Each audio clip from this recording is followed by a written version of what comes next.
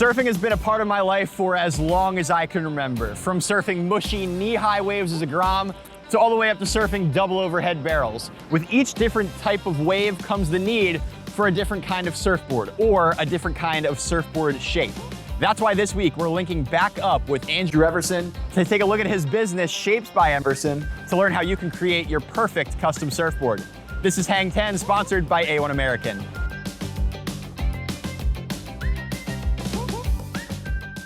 I think everybody remembers this guy from a couple weeks ago, Andrew Emerson. I'm back. The mad scientist. It's me. And we're here at the factory. Yep, we're here at the factory today. So last time we saw you, we were at Wavy TV Studios. Today, we dragged Brian out of there and we're gonna show him and get him a little dusty, show him how a board is actually made and the messy process that we go through, but it's a labor of love, so we're gonna show you everything we know. We're just opening up today. We've been running a big sale recently, so we got a bunch of boards out of here. And here's where some of the magic happens. This is our machine room right here. We start off on a computer right here, the CAD program. You can get him, send him over to the machine, but when it comes off of the machine, it has these ridges in the boards right there. So it's about 80% done. After this step? After that, yeah. Right. So then we just do some fine tuning. You come to me, we chat about a board, I design it up, send it here, send it to the machine. The machine cuts it off just in the name of efficiency. Because you mentioned the first step, you know, when it's getting cut. Yep. That's more so, you know, the machine. But this step up here is more so where you're getting, with your hands, you're getting into it, you know, by man. Yep, and this is our shaping room now. Gotcha. So I think you've seen this room once or twice. Yes. So the board, this one, freshly off the machine right here. Yeah. So the board comes in here and then- got those grooves too. Yep, I take my rudimentary tools right here, like this guy, and all I'm really doing is just taking him and just sanding him down, and I'm knocking these ridges out of the board. Kind of smoothing it out. Yep, Gotcha. And then once I'm done smoothing it out, I've probably touched this board 7,000 times just to make sure everything is even. Yeah. And once I get the okay from my brain, I sign off on it, mark the fins, and then off to lamination we go. But I tell you what, man, this is one of the most fun jobs in the world. They say if you do what you love, you don't work a day. Well, you definitely work in here, but I absolutely love it. But you love the work. Yes, And yes. that's the most important part. Yep. So you mentioned earlier, you know, going through all the steps, each step is integral to the last, and everything kind of aligns. Yeah. Also that conversation you have with customers, that's like that's step 0 in that 1 to 5 kind of stretch. Yeah. What are some of the most important things that someone must talk about before kind of even getting into the shaping? So I'm laughing because a long time ago I heard you as a human being have to be very honest with your doctor, or else he can't help you. Right. And you've got to be very honest with your shaper, or else I can't help you either. So if you say, oh man, you know, I surf the pro level at the pool, and then I go there and I surf with you and I'm like, oh man, he should be on the intermediate, not the pro. He's falling on every wave. We've got to tailor that board to customize it for him to help him progress. Right. So you've got to be extremely honest with your shaper and say, I'm working on this style turn, or I'm really good at doing this, but I'm really focusing on this. Yeah. I catch these style waves. I feel comfortable in this style wave, and I like this style of surfing. That's, as you give me that information, I'm building the board in my head and then trying to pair the right board for you. Right, because this is a step that not a lot of people have seen. No. And it's this is way lighter than you think. Yeah. It actually is kind of shocking how like the glassing process adds more weight than you really expect. Yeah. I feel like people think that just the foam is where all the weight is coming from. Yeah, no, there's hardly, the only weight coming from this is really the wooden stringer down the center. This step of the board building process, most people don't see. Most people just see a surfboard on the rack and they don't understand how it was really built. And I feel like a lot of people, especially nowadays with technology, they think, oh, it's just going into the machine and coming out as this brand new thing. Yep, you nailed that. It's a pet peeve of mine, honestly, is somebody says, oh, it's a machine cut, like it takes no skill or anything like that. It's a pop out. Well, you have to know how to use the program, one. You have to design it, and you have to know that it works. And then when you visualize it on the computer screen, you have to then turn it into the physical, the tangible aspect of it.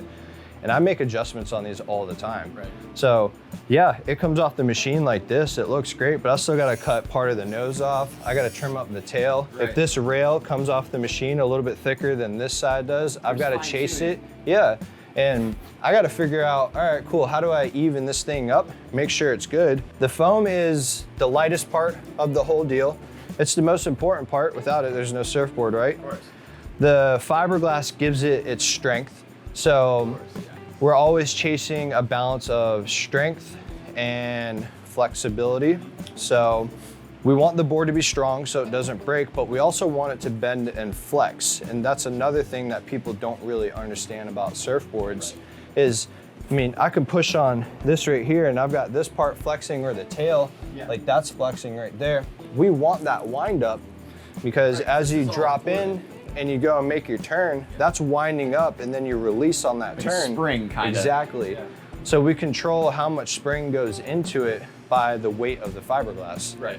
The heavier, the stronger. The lighter, the more responsive. Right. Where do you find that fine line? But yeah, that's the basic step of a board, and I'd love to show you kind of just the shaping aspect of it here, because me as a shaper, like, this is my safe zone, you could say. So you can kind of get lost in the foam a little bit here. So I'd love to just kind of scrub this thing down and show you kind of the process of it. It's only a few hand tools to get the whole thing done, and we'll get this bad boy shaped out. Cool. Let's get to it.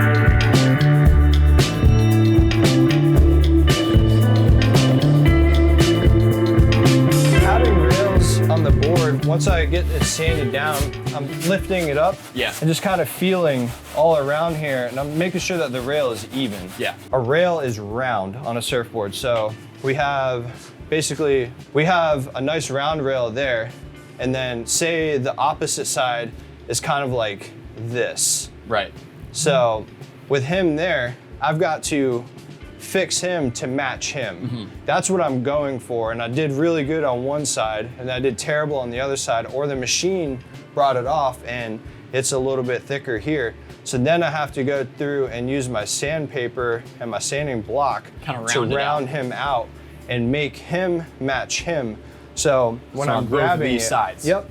So when I'm just throwing this board up around like this and doing this and then flipping it over and feeling it from this side, I'm just making sure that I'm evening everything out. Right here, if I take like this guy here, throw him on.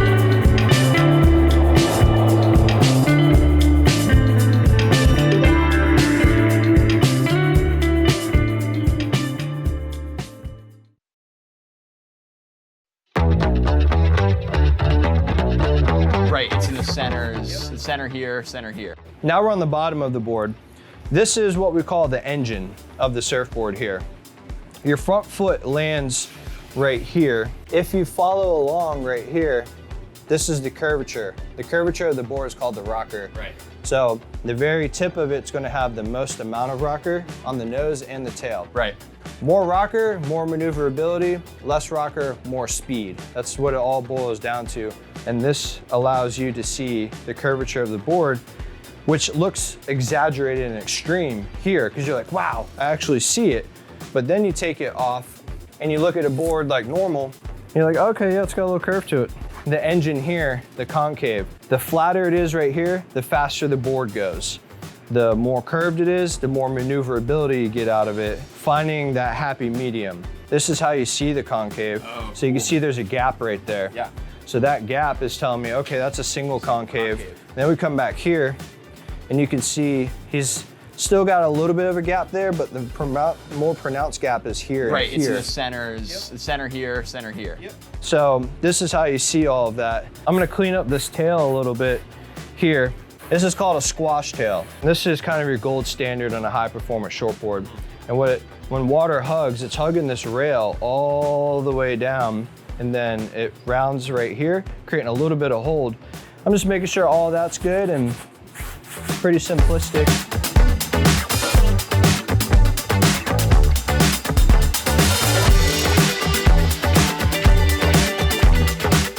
that's a Shape surfboard right there, friends. So we'll put him up and we'll move on to the next step. All right, everybody, we are going to be talking about surfboard shapes. We talked about kind of when we were shaping up there, the different kinds of parts of the board that go into what the feel you're looking for, the kind of waves you're trying to surf, and the maneuvers you're trying to do. So let's get into it. We got a bunch of different ding repair boards here that we got pretty much everything that you can imagine in terms of shape. Longboards, shortboards. Fun boards, everything. So just to kind of blanket everything so everyone gets a little bit of knowledge from it all, the tail actually changes how the board rides a lot, such as every other aspect of it. But the most common one, like we talked about upstairs, is your standard squash tail. So that's going to be a tail like this guy right here. So if you look at it, you can see it rounds out right here and it's kind of flat in the back. This is just your bread and butter of a standard shortboard here. This gives you a nice wide tail.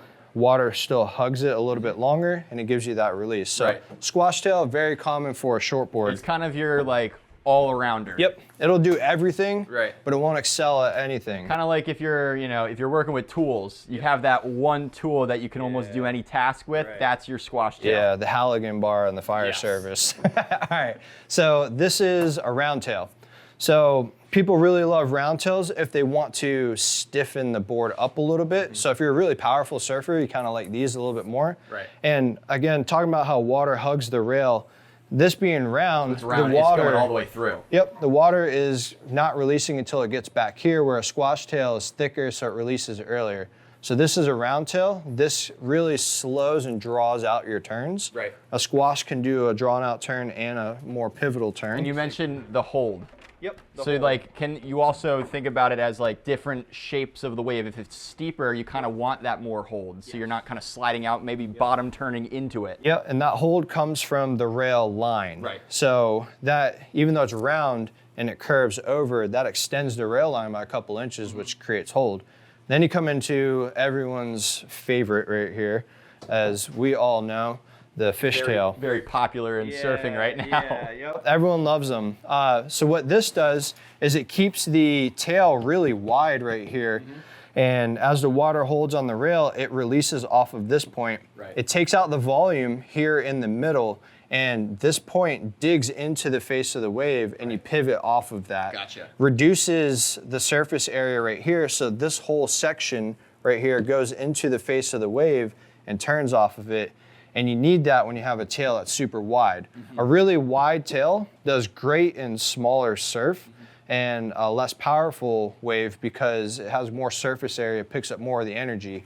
A round tail, which in comparison, as you can see here, is one that has a lot less surface area there. You can so actually, it's going to pierce into it. You can definitely see it here. Yep. So more powerful waves, weaker waves here. So that's wider, narrower. Yep. That's the three most common style tails of a surfboard. And the fishes, you'll probably see that more at Virginia Beach on the average day. Yeah, people really love the fish because the fish overall is a wider board. It's thicker and it's shorter, so people like it on weaker waves. But the problem with the fish is most people like them as twin fins, and those excel in point breaks. Where do you find a point break around here? You are not finding one around here. At the wave park. Other than the wave park, you're not finding one in your classic Virginia Beach dumpy sandbar.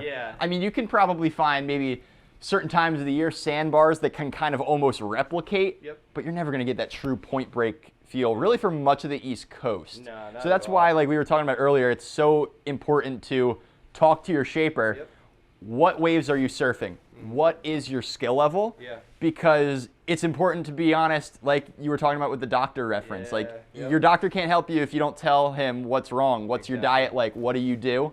Just like how if you don't tell your shaper what, boards you're typically riding, what's your skill level, what kind of waves are you riding usually, and what are you trying to accomplish? Most people will be like, oh yeah, they'll lie and just be, oh, I'm a ripper, I'm throwing airs off the top of these lips, and then the board's under volume. You hate the board, you blame the guy that built it, but you lied to him. And I feel like, I feel like I always try, I've learned this, I started learning this when I was younger and coming up. if you're not honest with your board and yourself, if you're not honest with yourself, you'll catch less waves. Yeah. The best way to be better at surfing is to surf Yeah. and to catch as many waves as you can. Yep. That's the only way you're going to progress. Yeah, and to piggyback on that, try different boards. So you have your favorite board, branch out of your board and go to your buddy and be like, man, I know this board's 2 inches too big for me, but let me try it. Yeah. And just kind of see. And then you could be like, man, I really liked how that felt. Maybe I do need to size up. Or you try a longboard, you never longboard before, and you're like, man, this really soothes my soul a little bit more. I don't need to be that aggressive surfer. I want to cruise, but I want to get really good at walking on the longboard and getting up on the nose as well. So the more boards you ride, the better off you're going to be in all varying conditions as well. And that makes my job even harder. Yeah, because now you have more things to think about and more shapes to do. Yeah, and everyone comes in and they're like, I want that board that does it all. Right. Say, okay, well, I've got a jack of all trades and a master of none. We're going to go with this board. And then you ride that for a while and you're like, okay, now I want to go with, I'm getting ready to go to Costa Rica or wherever you want to go.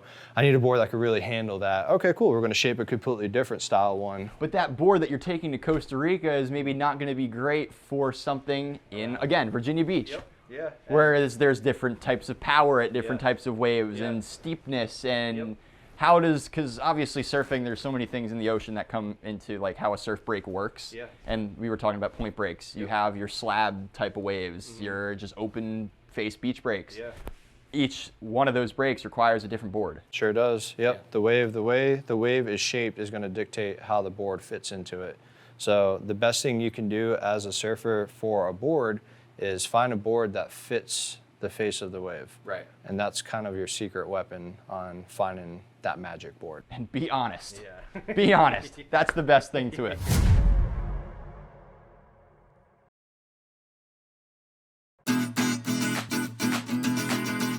We are in the machine room. Now this is kind of where the initial cut, right, goes into play here. This is all the machine. This is kind of like step pretty much number one when it comes to kind of shaping the board. Yes. Right. Yeah, so We've modern got this times, really crazy system. Yep, modern times, you know, modern technology. A lot of boards, majority of the boards are going to be designed on a program such as this. And then it's going to get cut off a machine and then shaped in the fiberglass as we saw the process through there. Right. So when you reach out to me and say, hey, I want to get a board, I have a rundown of models that I've got. You can say, I really like that model, but instead of it being a 5'10", can I make it 5'9"?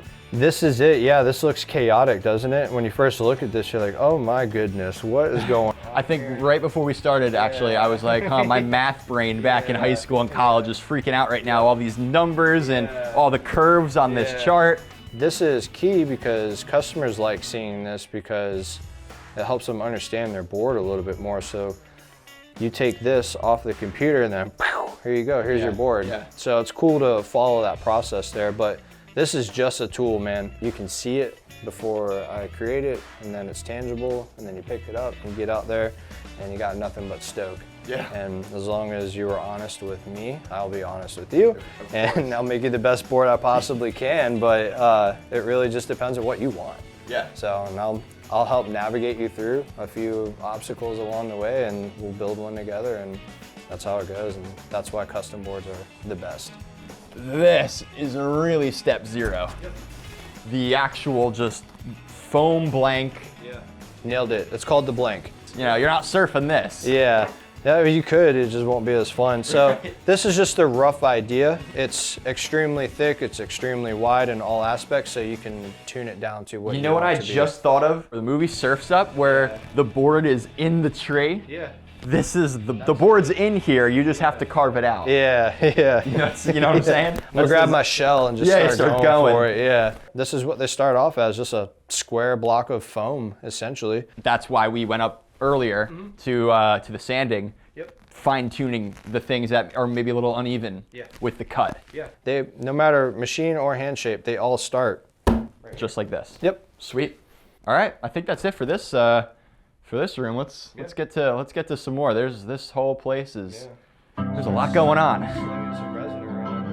All right, everybody, we are here in, you just said it, the lamb room. Yeah, lamination room. Lamination room. That actually makes more sense to me. This is where we're kind of laying the glass and the resins and all that stuff. Yep. Yeah, this is the super messy part of it, in the sense of you're working with fiberglass, you're working with resin. This is the exoskeleton of the board. This is what gives it its strength. Right.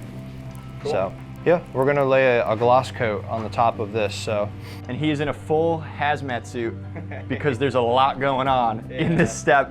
I'm gonna steer clear of it because again, this is the messy. I mean, you could just tell. This is where, like, does this kind of feel like arts and crafts sometimes when you're kind of looking at it? It's just this explosion of colors and all these different things. It gets fun sometimes. Sometimes we do some crazy abstracts on there, but yeah, I mean, this is where the resin gets laid down, and once it touches something, it's never coming off. Right, yeah. Yeah, so that's why I'm in this. Gotcha. This is just regular poly resin right here. Off we go.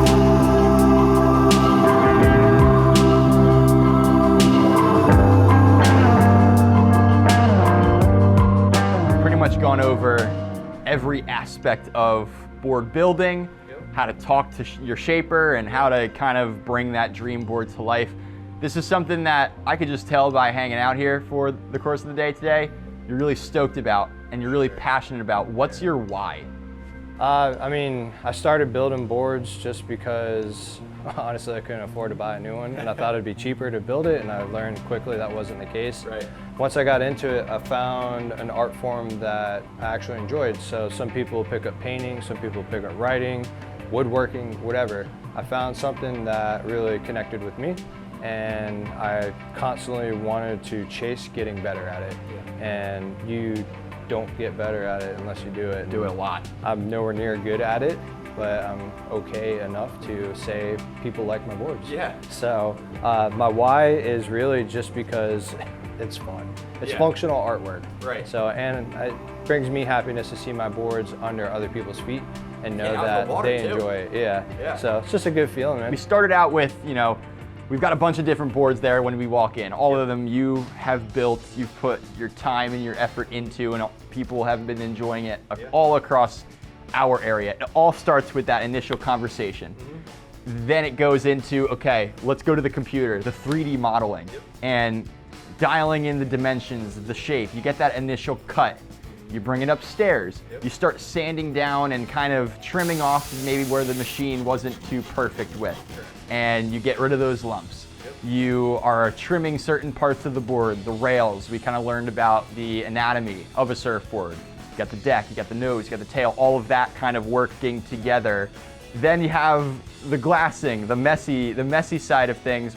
Of all of those steps, what would you say is your favorite? Ooh, that's a tough one. I could start by saying my least favorite is sanding. Right.